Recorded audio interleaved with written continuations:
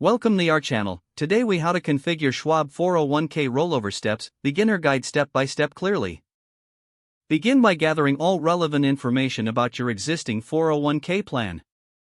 Contact your former employer to request the details of your 401k plan. Find out if your current employer allows rollovers into their 401k plan. Log into your Charles Schwab account or create one if you haven't already. Navigate to the Retirement Accounts section to find the rollover options.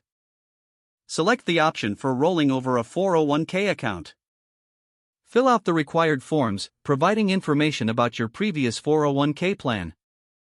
Include details such as your account number and the name of the plan administrator. Review your personal information for accuracy before submitting the forms. Monitor your email for any further instructions from Schwab. Follow any additional steps provided, such as verifying your identity. Consider scheduling a consultation with a Schwab representative if you have questions. Once your rollover request is processed, confirm it in your Schwab account. Check your investment options within your new 401k account. Decide how you want to allocate your funds according to your retirement goals. Make adjustments to your investment strategy as needed. Keep track of your account balance and make additional contributions if possible. If the page does not load, refresh the browser or try again in a private or incognito window. Make sure you are using the correct email address, then retype it carefully to avoid small typos.